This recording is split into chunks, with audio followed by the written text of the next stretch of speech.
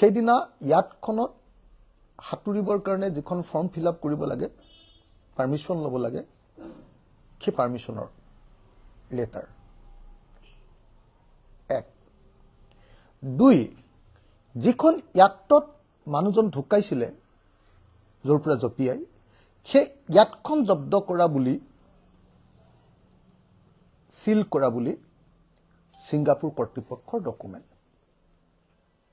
2 3 সেই ইয়াতখনত থকা যিটো চিচি কেমেৰা আছিলে তাৰ প্ৰকৃত ভিজুৱেলখিনি এইটো আনিব লাগিছিলে তাৰপিছত কি আনিব লাগিছিলে তাৰপিছত ইয়াতখনৰ কেপ্টেইনজনৰ এটা ষ্টেটমেণ্ট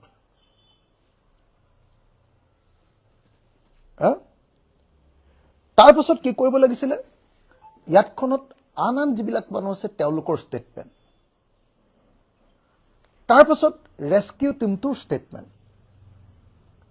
তাৰপিছত এম্বুলেন্সখনৰ ষ্টেটমেণ্ট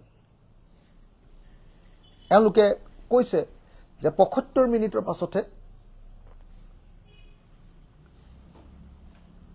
ক'ৰবাত আপোনালোকে পঢ়ি আছে চাগে এতিয়া কেইদিন যে ৭৫ মিনিটৰ পাছতে চিকিৎসাৰ কাৰণে এম্বুলেন্স আহিছে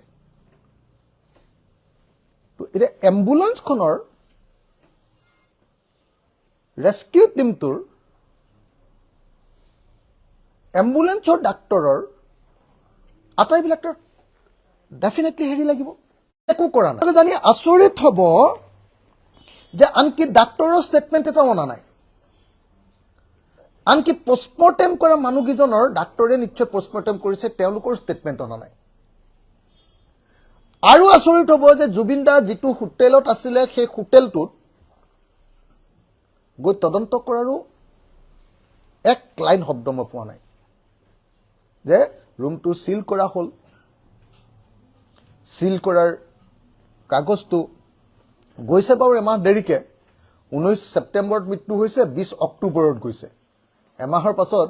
ৰুমটো পাবগৈ লাগিছিল আৰু হত্যাকাণ্ডৰ তদন্ত হ'বলৈ হ'লেতো এইটো হ'বই লাগিব এইবিলাক আশ্চৰ্যজনকভাৱে একো নাই আৰু আটাইতকৈ তাতকৈ ডাঙৰ আচৰিত কথা যে ছিংগাপুৰ গভৰ্ণমেণ্টৰ পৰা জুবিন দাৰ মৃত্যু সম্পৰ্কীয় কোনো চাৰ্টিফাইড কপিও অনা নাই তেওঁলোকে